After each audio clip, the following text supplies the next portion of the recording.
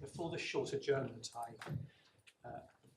adverted to the fact that although the licence is non-exclusive, nevertheless there'd be complexities in licensing a company to use the trademark Zaha Hadid. I've been reminded, of course, that the charity, my clients, do carry out charitable activities under the name Zaha Hadid. When I was referring to the complexities of licensing a competitor, I was referring to licensing a commercial global architecture firm as being something which is technically allowed but would involve complexities. Just to clarify that,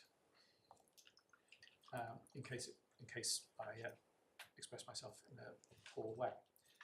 My Lords, I now want to move on to the third section of the restraint of trade judgment. That is in the core bundle, tab 7, page 97, paragraph 70 to 80.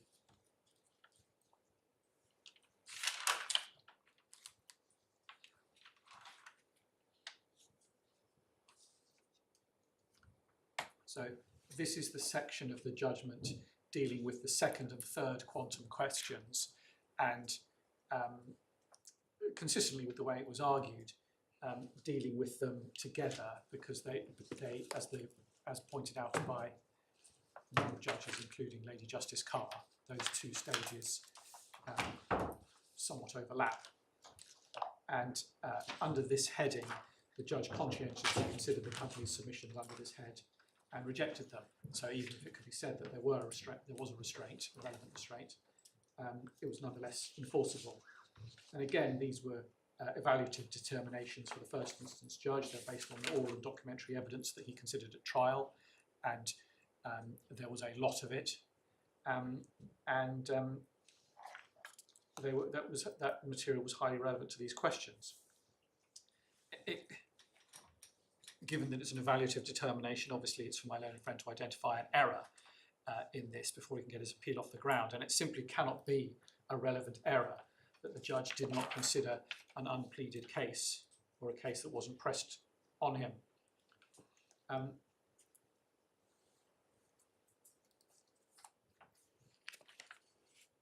that really is the end of that part of the appeal, and therefore the appeal, because my learned friend in his submission simply didn't attempt to resurrect the case the judge had to consider and did consider. His case on these points were based on wholly new points, as I've said. I just wanted to clarify a point made about paragraph 80.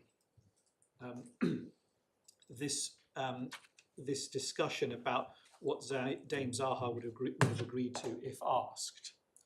I don't know whether it matters, but just to be clear, what's being discussed here is whether, if asked, she would have been open to allowing the company to change its name, being happy with the company changing its name. That's what that's going to. It was. I was concerned when I heard the discussion that it might have been suggested that it was talking about a termination clause if she'd been asked.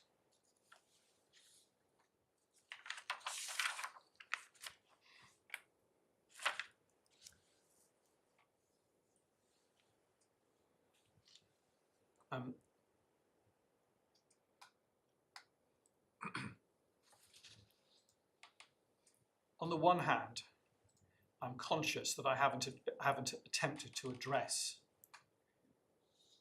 for example, what clause 3 says and why that is reasonable.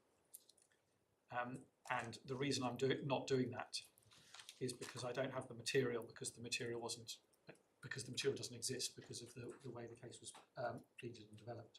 So I'm going to move on to clause 5.1 finally. This is paragraphs 81 and 82. And we say there are 4 separate reasons why this court should reject the company's appeal in respect of clause 5.1. I've said that clause 5.1 wasn't pleaded, but let me just make absolutely clear what the position is. Clause 5.1 was not identified as involving any restraint of trade in the company's pleading. No relief was sought in respect of it. It was not mentioned in any of the company's witness statements. It was not even mentioned in the company's trial skeleton argument. The case described by the judge in paragraph 61 and 81 and 82 was only developed like this in Mr. Block's reply to my closing speech. So what happened was that during my learned friend's reply, the judge asked him for his best and clearest and crispest articulation of what he says the restraint is, and his answer was to develop this case in relation to clause 5.1. The case was not the case that my Lord the Chancellor put to me just before the short adjournment, that it's a fetter in the sense that it requires the use of a trademark on services that prevent the use of brands, what they can and can't do with brands.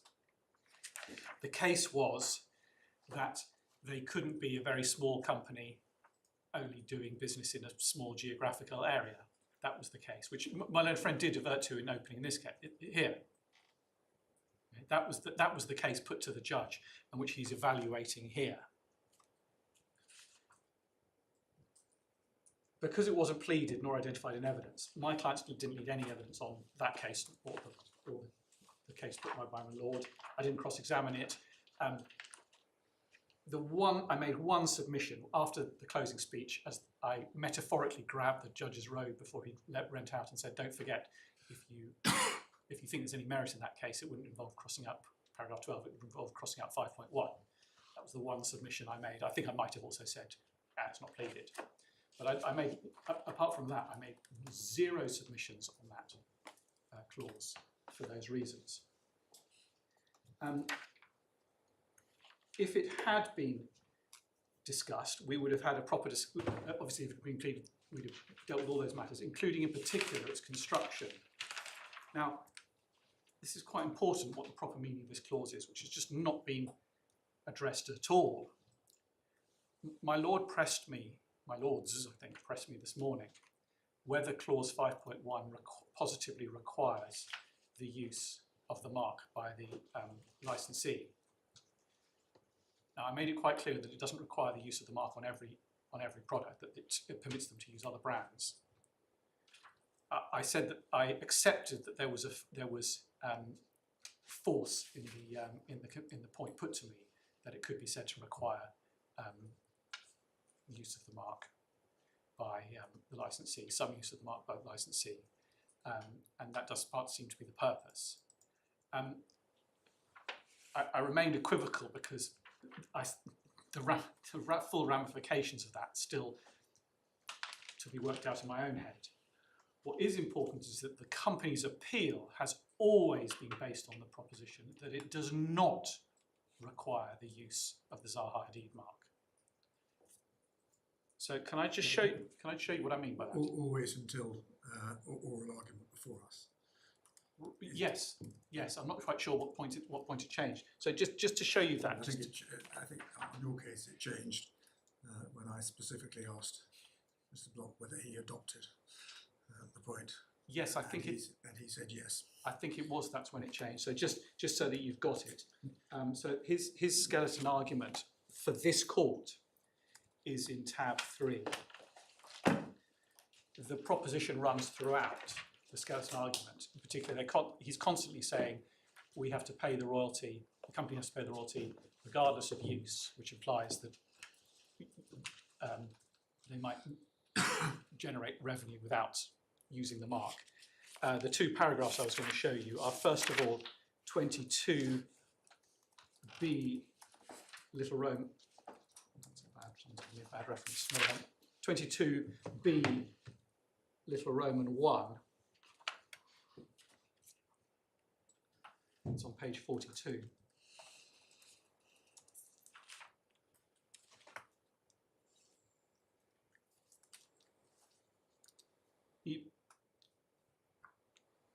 Company is required to pay royalties even if its services are not provided by reference to the mark and the company makes no further use of or ceases to derive any benefit of the mark. I see that he's actually describing the judge's construction, but he's not.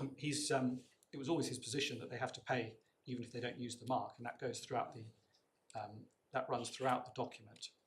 And paragraph 30 is the clearest of these. So paragraph 30 on page 45. The judge ignored the circumstances that could have arisen in which the licensor would wish to provide reasonable notice, but that reasonable notice would be less than 3 months.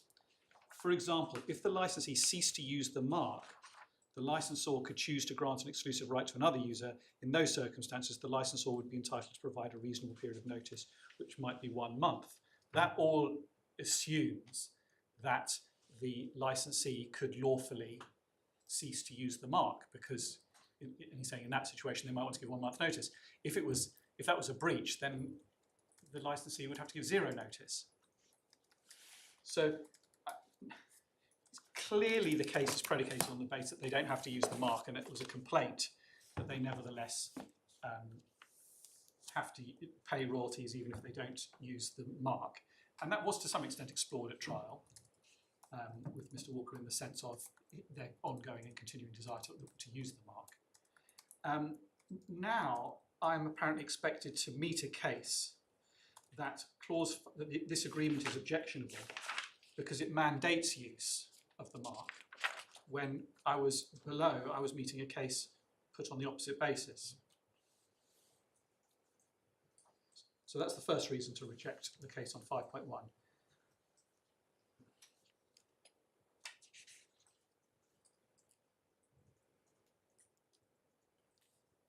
My text submission is that clause 5.1 doesn't involve any restraint of trade in fact. But of course, now my friend has embraced a different construction where it requires use. I do maintain the submission that is not, in the circumstance of this case, a practical restriction on their trade. That they don't have to use it in respect of all their services. So the point my lord put doesn't arise, and the requirement to use it in relation to at least some of their services is just not a practical restraint.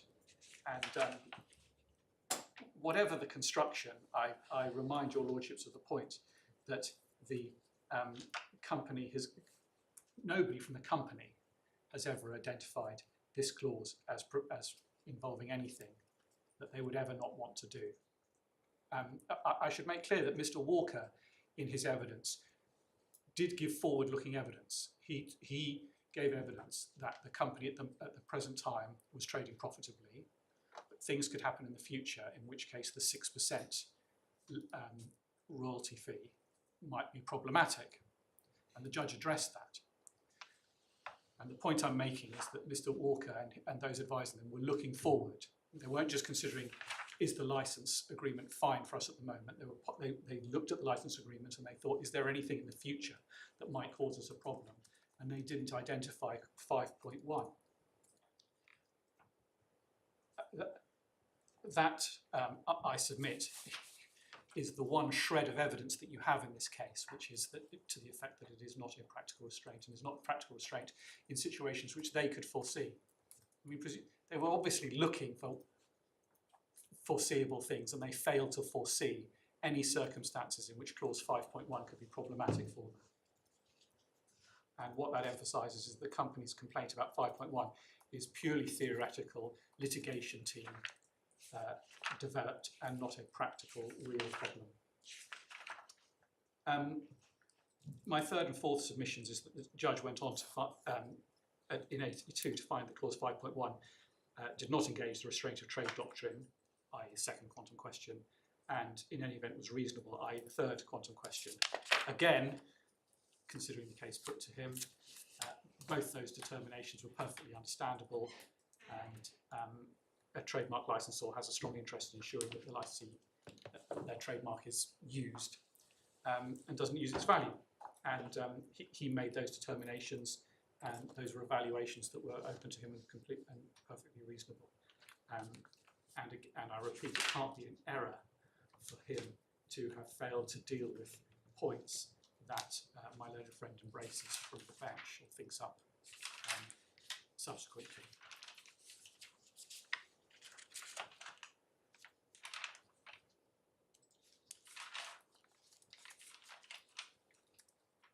My Lord, I was going to just respond to my Lord Justice Popplewell's request for some cases. Are there any more questions on the restraint of trade issue before I finish with those? Just cases? one. What do you say is the right way of answering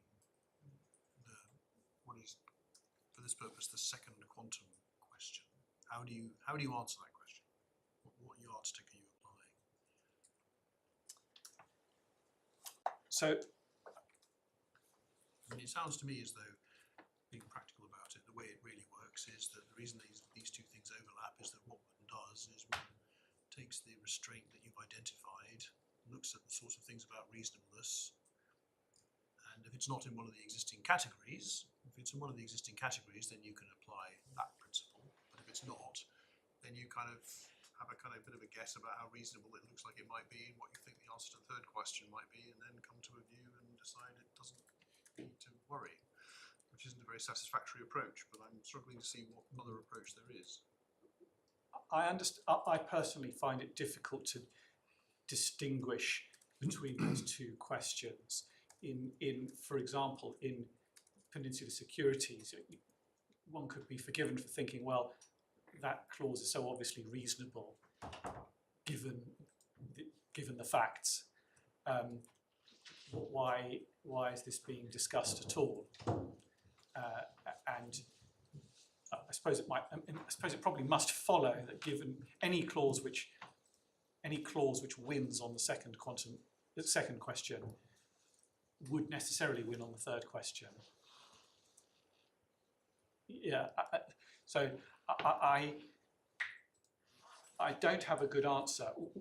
There are certain clauses which clearly win on the second question because as your Lordship says, they've been established. They fall into established categories. Although equally there are some established categories which require the third category. So post-employment restraints are completely standard, but always are subject to the third question. Not help. I appreciate the lack of help. The ultimate question is whether they ought to be subject to the requirement of being proved to be reasonable, and it's difficult to as I think I'm repeating myself. It's difficult to think of a clause that you think that doesn't need to prove itself to be reasonable, but if it did have to prove itself reasonable, it would fail to be reasonable. And that's why they're said to overlap. Yeah. And the judge did deal with them together like that. So in a sense, the judge and I, as the defender of the judge, that's not a problem for us. Okay. Thank you.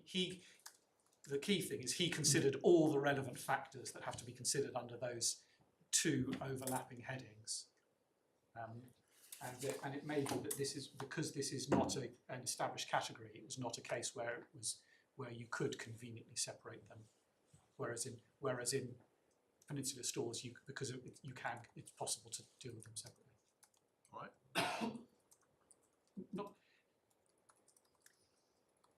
Not a problem for your Lordships, because your Lordships can just adopt the overlapping approach. Okay. Thank you. So the two cases. So the first one was the Burker Sportcraft case, and we've got copies of that from the Law Times. While you're at it, Mr. Abrams, could you, those behind you, please email my clerk with electronic copies of anything you handed up, including those fascinating bits of Newton's first law, but also the authorities. Yes. Yes, so can I hand up? All right, I'm going to do this. Okay. Hand those up while I get the other one together. So that's Burker, and where, because there were detailed clauses on determination, it was held that you could not imply or construe into the contract a right of termination. The contract did not have a fixed term because one of the parties was an individual. Then it might be said, and it was definitely not it was definitely not of the nature that would be transmissible. You might say, well, it couldn't possibly continue beyond his working lifetime, and the termination clauses included clauses relating to profitability, but essentially, as long as Sir Norman Hartnell was producing designs and they were making profits for Burker Sportcraft, the license would continue.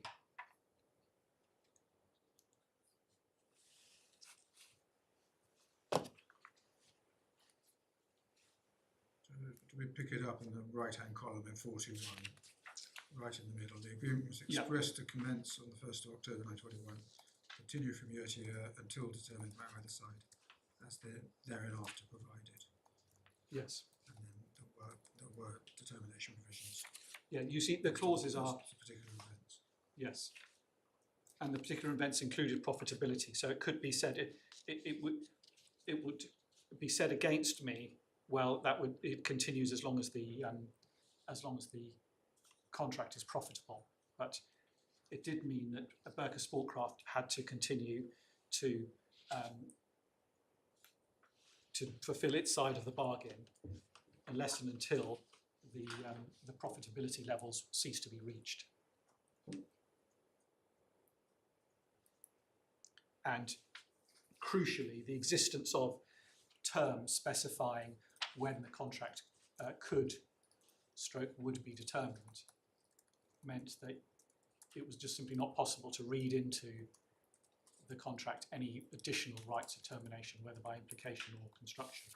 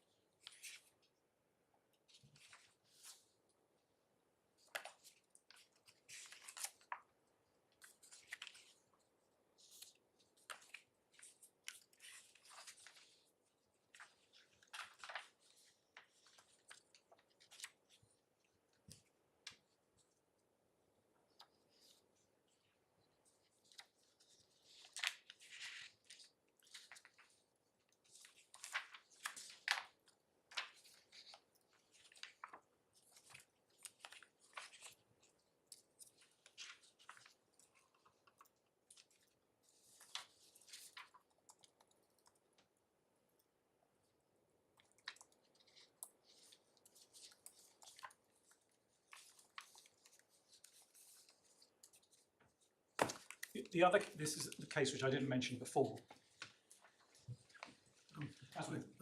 Were you leaving Burker?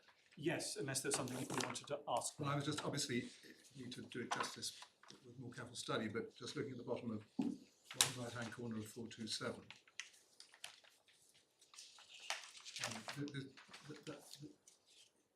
clear this was a case where there were provisions for notice to be given on both sides,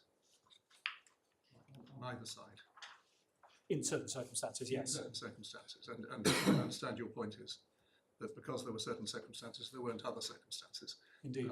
But just picking up what in the last paragraph on 427, the judge was there saying,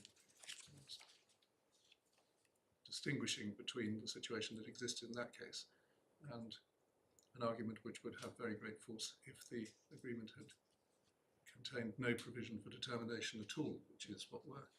Yeah, and I've never shrunk from that. It would be that would be a question of implication in 2026. That would be a case about 2026. But one can easily see how, on the facts of this case, that would be a very strong argument for an implication of such a term for the facts of this case. Sorry, not the facts of this case. The facts being posited at the bottom of 427. Well, why would they be any stronger in a case of putting labels on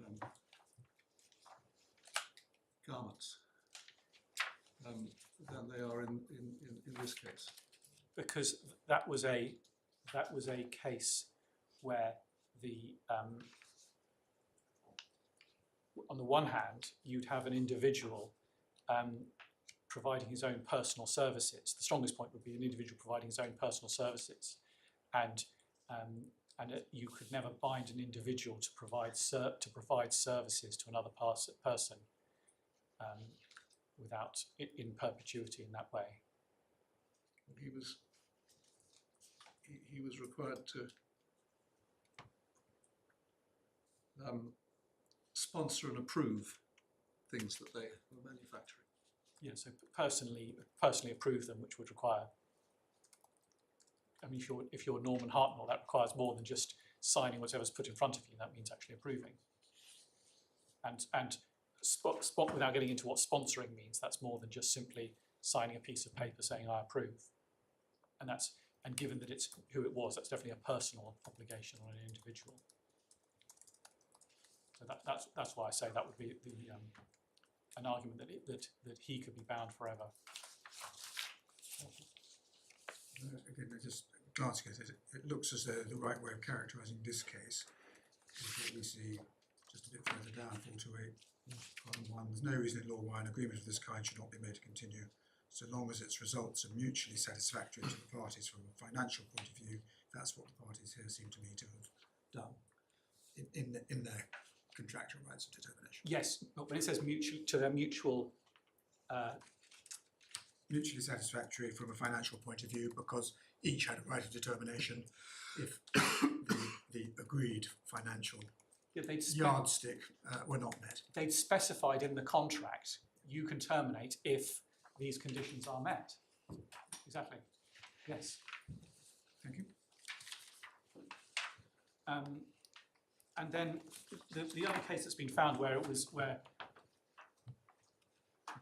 the contract was held to operate in perpetuity. Again, literally every case I hand up is going to. I've got to say the facts are very different because, of course, they all are. This is a case involving two local government bodies and involving burial rights. The contract was for the parish council to provide burial facilities to the borough council, or vice versa, and it was held having considered my learned friend Mr. Block's old cases, that this contract really did continue in perpetuity.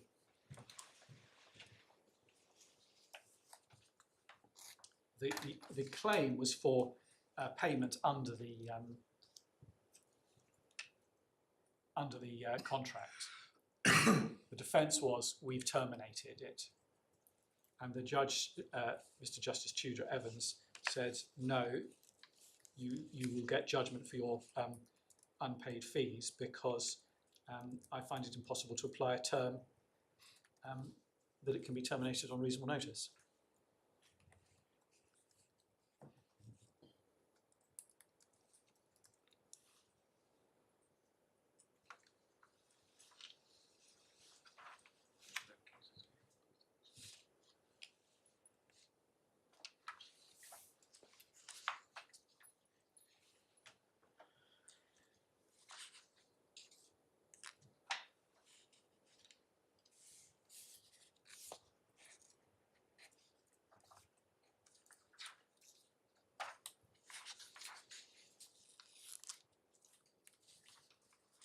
the judge in this case, in the final paragraph, the final substantive paragraph, he refers particularly to the statutory and factual background.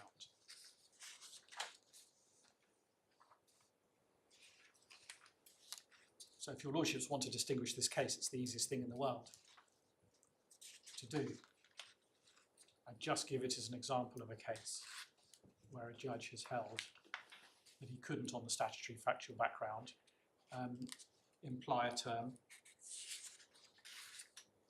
for termination on reasonable notice. No more than that.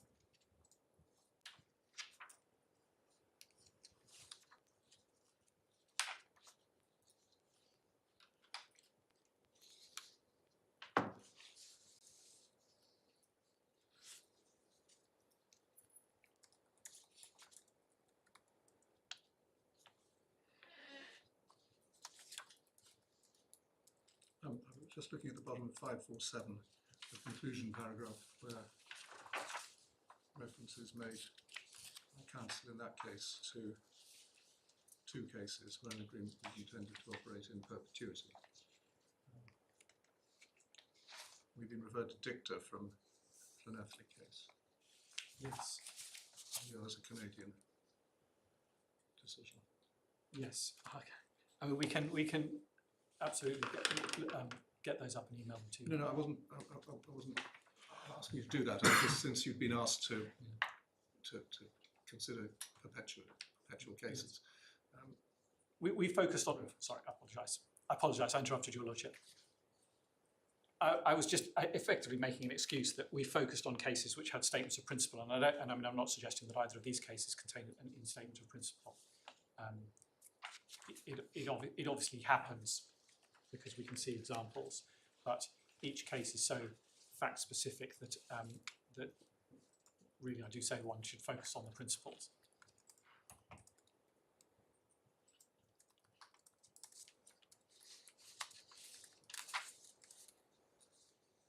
So that's just my excuse for not having brought along a pile of cases in which one or the other party won the case.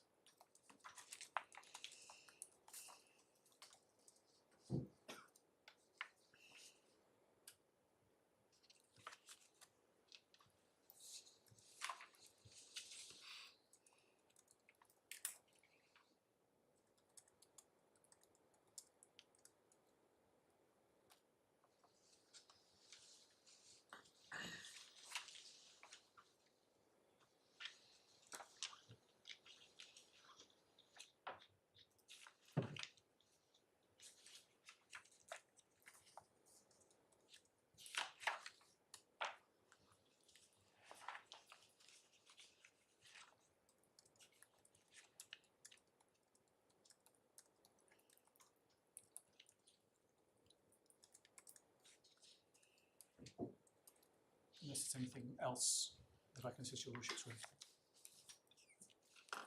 Ms. Raymond. Yes. Mr. Block. Lords,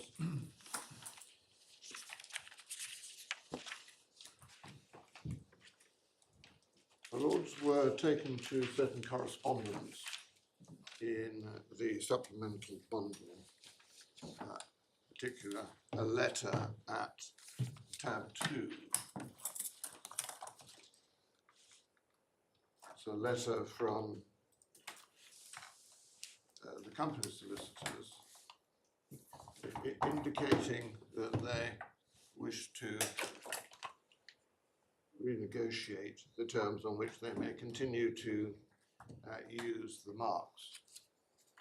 And it was said that the things of which complaint is now made are not raised there, and that the statement in the second main paragraph that the terms of the agreement were no longer fit for purpose was an acknowledgement that the terms were in all respects fit for purpose prior to that.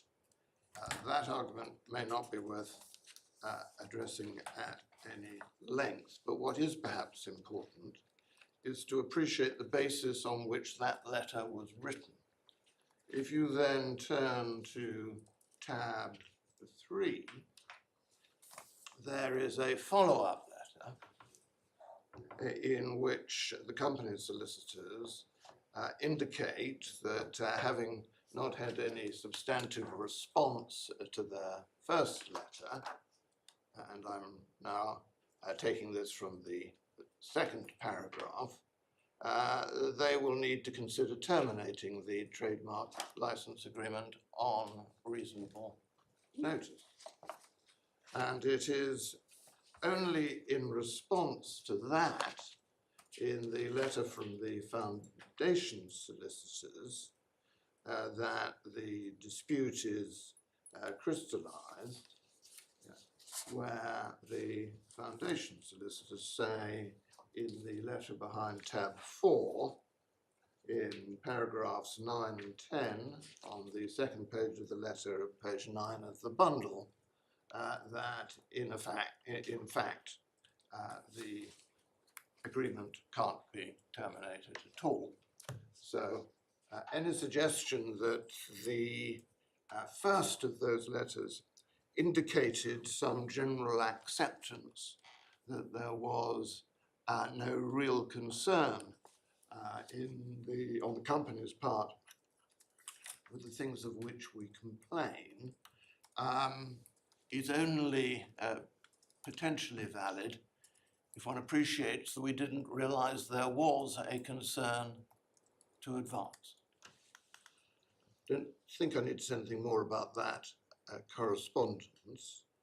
I should say something about the matter raised by my learned friend to clarify what he said about the potential use of the mark by the licensor or other licensees.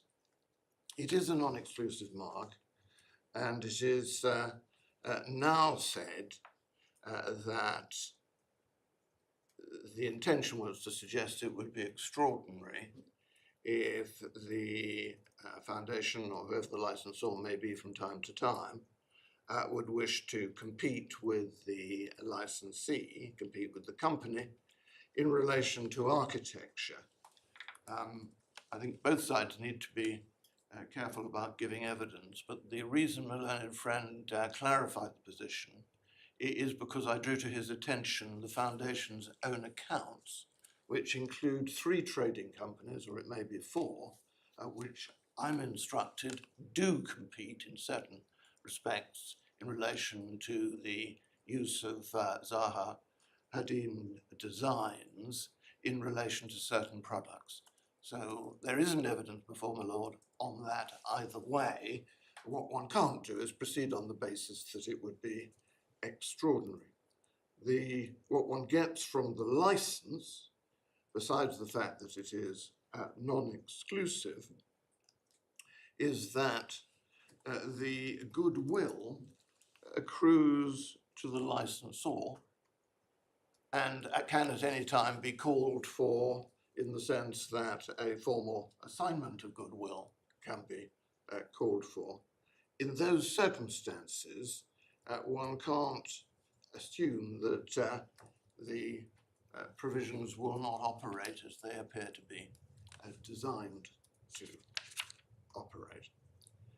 In relation to construction more generally, my learned friend drew attention to the fact, he said, it is the license agreement is drafted on the assumption that the company wishes to use the marks, and that is, of course, correct. Indeed, it is one of the two recitals in the license agreement itself to which we took my marks. But it is one thing to say that the license proceeds on the assumption that the company will wish to use the marks, and another to say that it proceeds on the basis that the company will wish to use the marks forever. There's no basis to suggest that that was the assumption on which the parties were proceeding. And indeed, the judge in paragraph 79, in a passage to which I have drawn my Lord's attention, notes Dame Zaha's own recognition that her name may have diminishing value over time. Now, the circumstances in which its value may diminish are one thing. The circumstances in which it may not have any value or possibly have a negative value are another. The suggestion is that this might have been a matter for evidence. We would submit that that is wrong, and it could be a matter for evidence, but it's not a matter on which evidence could reasonably be required if one is considering not the next 6 months or the next 5 years or even her lifetime, but a period of perpetuity. Anything that could go wrong must have some serious prospect of going wrong if one is operating on a in perpetuity timescale.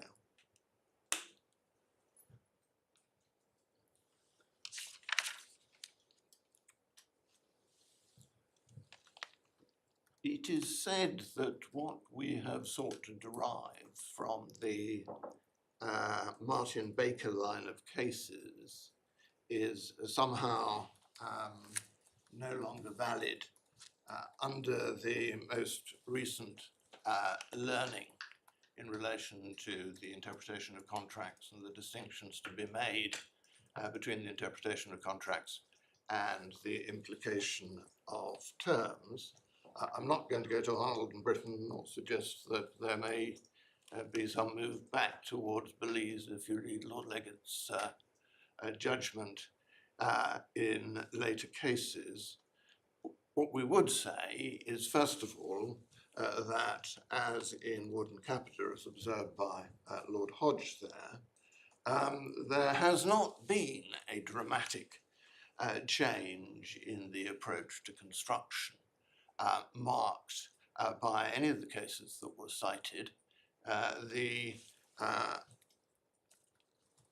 position is one of continuity rather than change. If you go back to cases such as the Rigg and Chancellor case or Penn and Simmons or the other cases referred to in ICS and West Bromwich, there hasn't been a substantial change. That said, I acknowledge that certain of the language and the approach that one sees in the line of cases that I refer to as the Martin Baker cases would not be adopted today, and an attempt would be made more clearly to distinguish between construction and implication. What we relied on those cases for, and I include there, if I may, although I didn't go to it in my opening submissions, the Winter Garden case. What we rely on there in those cases for is the approach that the court took to the question of commercial efficacy, a consideration which applies both in the interpretation of agreements and in the implication of terms, such that if one would imply a term on the basis this is necessary, it's hard to envisage a situation in which one wouldn't see that necessity as a very strong commercial common sense consideration favouring, insofar as one can, a particular construction of the language of the clause or the agreement itself. So we would submit that we can rely on the reasoning in those cases and the focus on commercial efficacy, whether or not one's approaching it from an point of view of implication or construction. And in that context, note also specifically two things. One, the observations, I think, which my Lord Justice Jackson drew attention to in Wintergarden, where there was a right of termination of for one of the parties. And secondly, the importance of noting the distinction between inference and implication. If one turns to the Staffordshire case and a passage that the Lords were taken to by my learned friend, so that's in the first volume of the Authorities at page 384.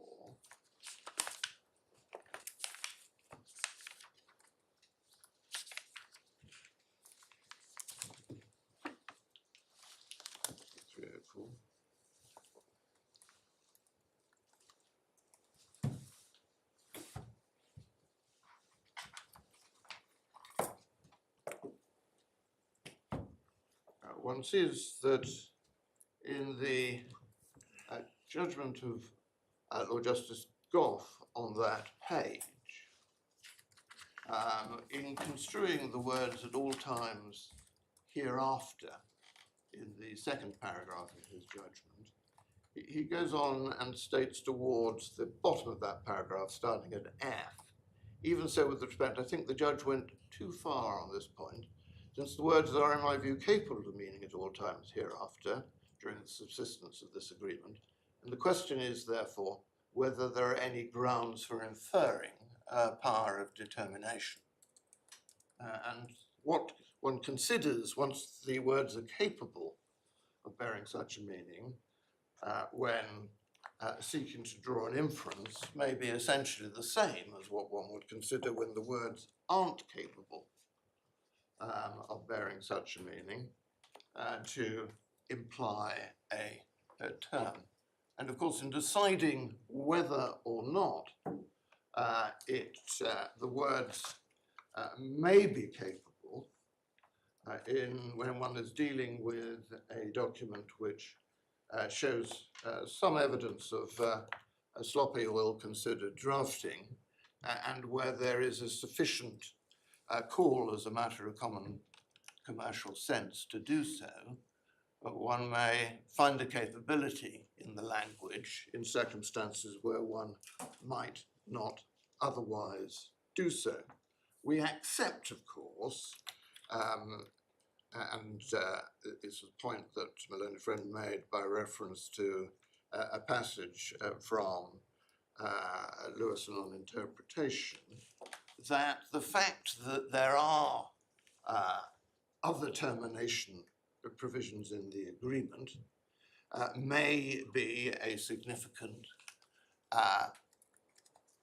consideration when construing the agreement as a whole and considering whether or not it is impossible to read any particular one, as we seek in the case of clause 12, in a particular way, or, where appropriate, to imply one. But in every case, one is concerned with an exercise by reference to the particular agreement in the context in which it was made, and there is no knockout rule as appeared in some of the language my learned friend used. He was suggesting that if there are other termination provisions, there can be no scope for adopting a purposive or commercial consideration-based construction of other aspects of the termination provisions, or indeed implying a term where necessary. There was some reference, my learned friend, to the evidence in the case as regards intention and the long-term use of the marks by the company. A lot has been taken to certain references. I'm not proposing to go through them, and I wouldn't claim to have checked them all over the short adjournment. The point that we make, or the 2 points we would make, are as follows. It's one thing to say that she wished the name, Dame Zaha wished the name to be used, or expected the name to be used for some period of time, possibly even during her lifetime. It's another thing to say that the intention was that it should continue forever. There is no reason to believe that Dame Zaha fell subject to the same folly as Ozymandias. The name may well have been something that was anticipated would be used for some time, but there is no evidence to suggest that it was the intention that it be used in perpetuity.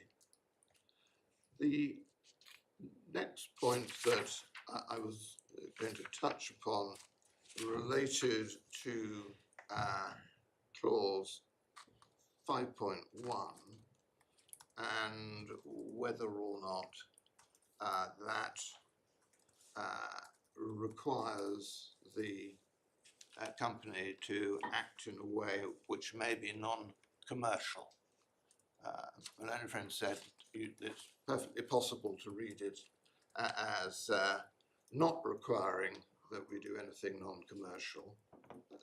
The important point is to note that it's a best endeavours clause, it's not a reasonable endeavours clause. And the distinction between those is precisely that there may be circumstances in which you are required to do something which is against your commercial interests. And insofar as that may assist in relation to the construction of clause 12 and the agreement more generally, we pray it in aid. I don't intend to go back on the detailed semantic or syntactical analysis of the clause, but I would make one point in closing, and subject to any other points that my Lord would wish me to deal with in relation to construction, and that is that the reference in clause 12.1 to termination under clause 12 is a reference to termination under clause 12. It does not identify any particular subparagraphs of clause 12 and is therefore apt to embrace termination under clause 12.1, just as it may embrace termination under 12.2 and 12.3. My Lords, subject to any points that you would wish me to deal with, that's all I was seeking to say in relation to interpretation. Just for the clarity, know what your response is to Mr. Abraham's point that if you were inviting a conclusion that a clause should be implied into the agreement, you shouldn't be allowed to do so because you didn't make that case before. Well, my Lord, I would say, firstly, as one or more of my Lords has already observed, and certainly observed in some of the authorities on this subject, the distinction between what is implied and what is a matter of construction, whilst it may be clear to some in theory, it is certainly not always clear in practice. We do see this first and foremost as a matter of construction, but the arguments we're concerned with here in relation to construction are precisely the ones that we would be concerned with in relation to implication. And we don't put any case on the basis of implication, which would depend or be subject to any evidence that might have been served in relation to the matter. It's essentially the same issue looked at from a slightly different legal perspective, and therefore there is no question of the foundation suffering any prejudice if the court thinks that the proper analysis of the arguments that we are advancing and which the foundation is responding to on this appeal is best characterized as supporting an implied term rather than an express one. Thank you.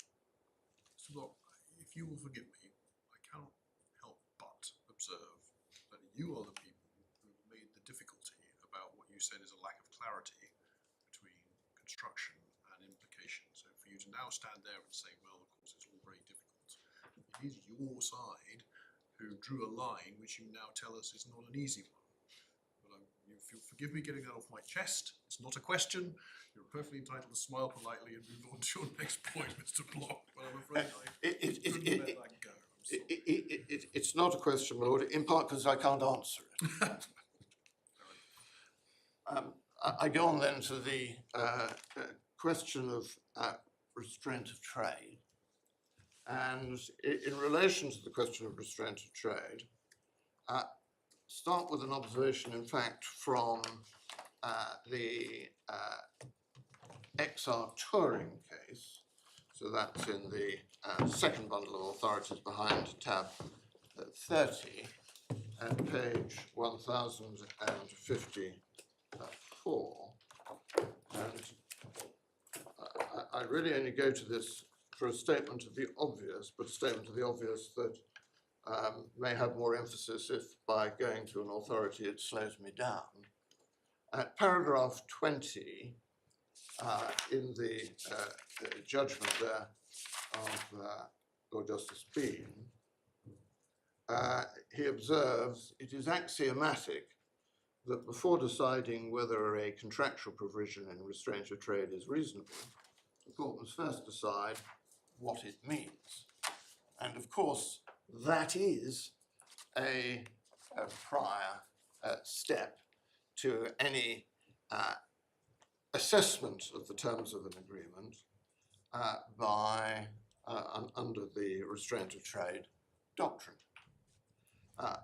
The second thing that one must consider is whether or not there is any kind of restraint, but one needs to be careful what one means by identifying that as a separate step in the exercise.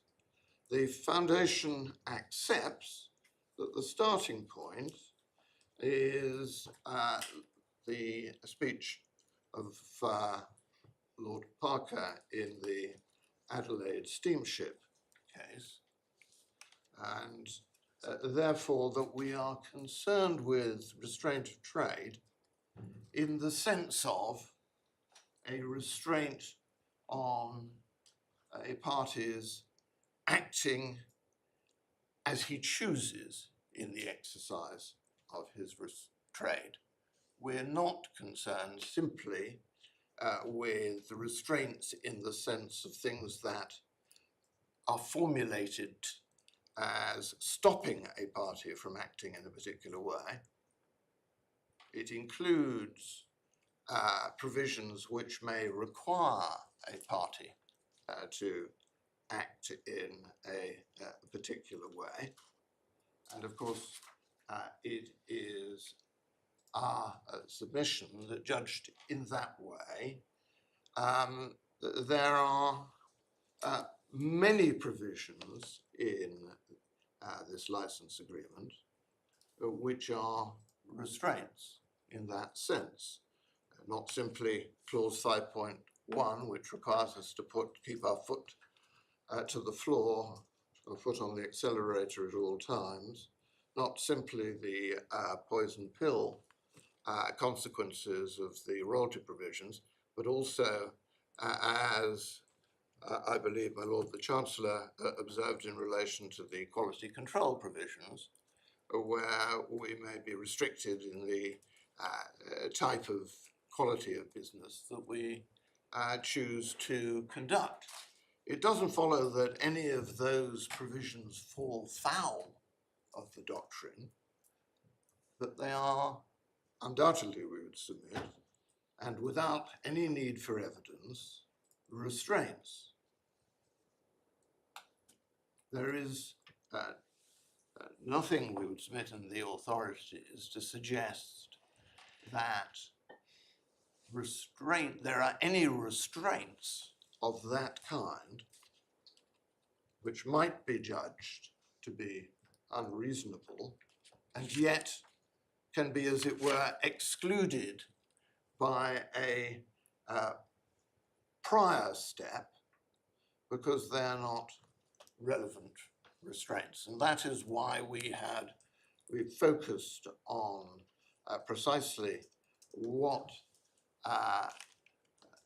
Lady Justice Carr was doing in the quantum actuarial case, where she refers to the 3 steps.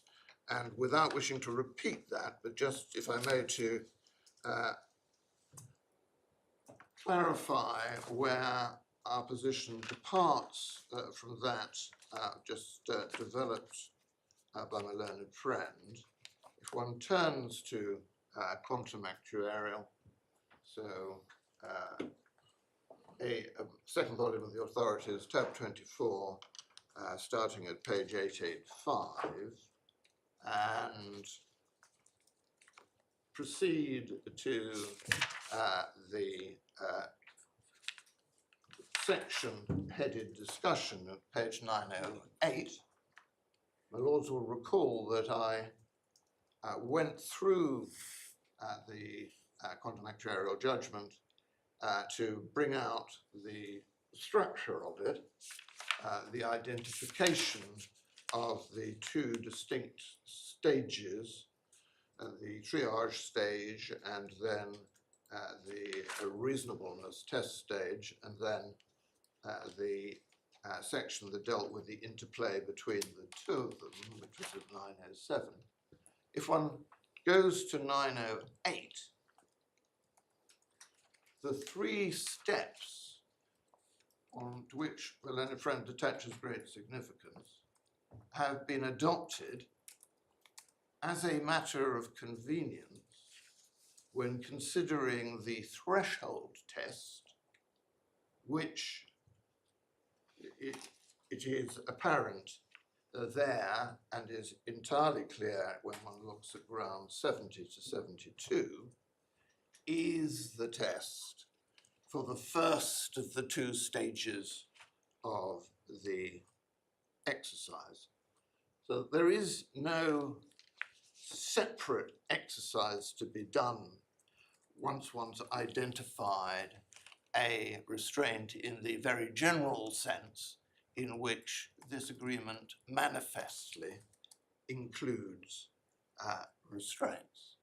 Now, it is said that, going on to the next step in the argument, that we have not spelt out what we say the consequences of these different provisions may be, to which we object, haven't spelt that out, either in the pleadings or in the evidence. So far as the pleadings are concerned, one finds the reference, and I think the Lords were taken to it, It is in 26A, and that is to be found 26 of the particulars or details of claim, which is at tab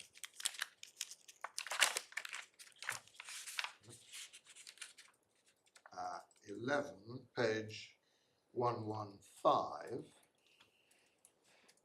If I said 26A, that's a misreading of my own bad handwriting. It's 26C. Clause 12 locks the company into the general imbalance of benefits and burdens accrued under the agreement, and we identify there clauses 3, 4, 5, 6, 7, and 8. No further information was sought of that by the foundation. Some evidence was served, and I'll give my lords the reference, but I'm not seeking to suggest it is a significant expansion in the way in which the arguments have canvassed issues before my lords, but it's in the supplemental bundle. It's the evidence, the second witness statement of Mr.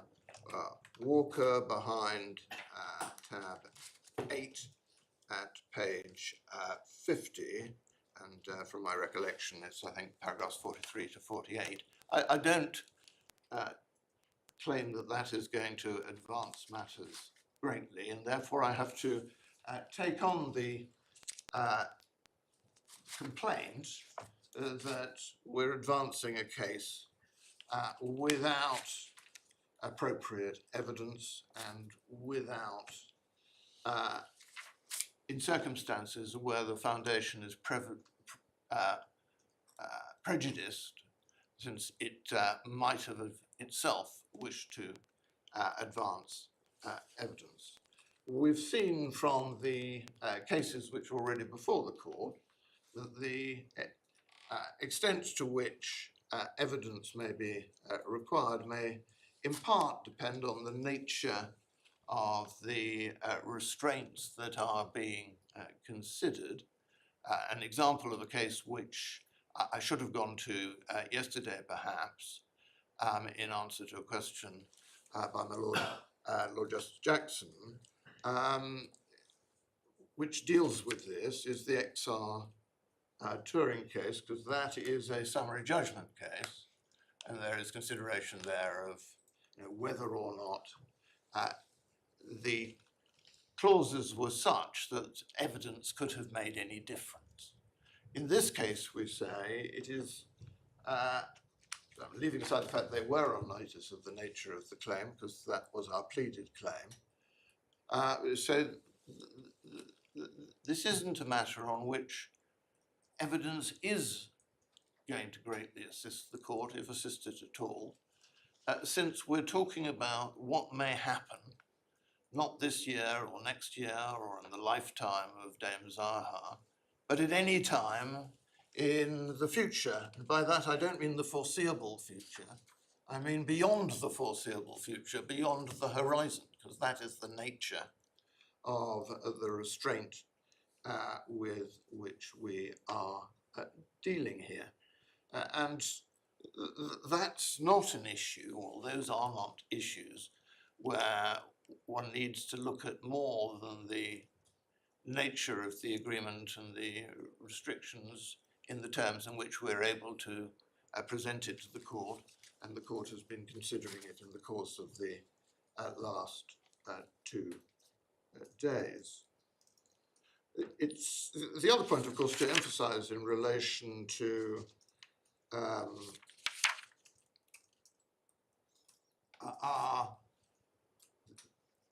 what is said to be our lack of development of a case in relation to the individual provisions of the agreement, is that, of course, what we rely on isn't simply the individual provisions of the agreement, it is their combination. we're very much in the same territory as in the McEllistrom case, where it was said in terms that there was nothing objectionable about the terms themselves taken individually.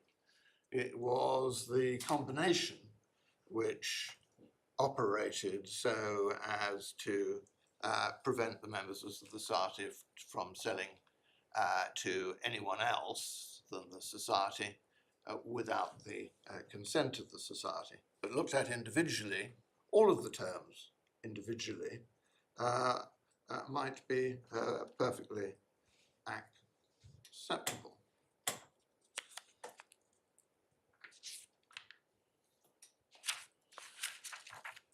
The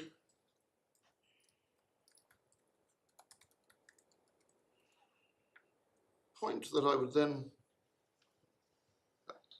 come back to and end with, and I think there's an element of agreement here between the parties. The judge considered there wasn't a restraint, that if there was a restraint, it fell out as under the trading society test, or it fell out as a perfectly ordinary kind of restraint at his step 2, and that if it didn't fall out, it was still reasonable. So we fall at each of those steps on his judgment, and we need to satisfy my lord that he is wrong in relation to each one of them. That said, one can look at it the other way around. If it is judged to be unreasonable, then it can hardly have properly passed either of the earlier 2 stages. So the critical thing is to focus on whether or not it was unreasonable. And in relation to that, and indeed in relation to all 3 stages, the principal error which we say the judge made, and which would say that my learned friend in his submissions hasn't really engaged with, is the error that comes out in his observation that all we are complaining about is a potential restriction on the way in which we might conduct a successful business. It's clear that the success of the business did influence him, but put that to one side. You have our submissions in relation to PCM and Rooney. The critical mistake the judge appears to have made is to dismiss the kinds of restraints that we're talking about, to say that they aren't relevant restraints because, as he sees them, they're the sort of things that are perfectly ordinarily, or to be found are to be found in perfectly ordinary license agreements, and may well have been perfectly satisfactory over the first few years of the life of this agreement too. That fails to address the real mischief in this case, which requires one to consider first that a restraint on the way in which you conduct your business can be as severe and contrary to public policy as a prohibition on your conducting business in a particular way. And secondly, the fact that this, on the assumption that we are wrong in relation to construction, is an agreement which we can't terminate, however unacceptable it may reasonably be considered by us that we should be required to continue to work under it. My lords, unless I can assist you further. Thank you very much, Mr. Block. Thank you. Well, you will not be surprised to know that we will be reserving our judgment. We will get it to you as soon as we can. it's not necessarily going to be in the next week or so. We will see how we go. You and those behind you will be well aware of the importance of the embargo when the judgment will be handed out in the normal way with the draft judgment coming out. And I hope you or those behind you have given my clerk an up-to-date list of the people for whom the embargo, the judgment can be given, so that the embargo will apply. If you haven't done that now, you jolly well need to do it very soon. Lord, yes. And can I just end by thanking you and those behind you for your arguments. This is a very interesting case, and we will give you our judgment when we can. Thank you very much. Court rise if able.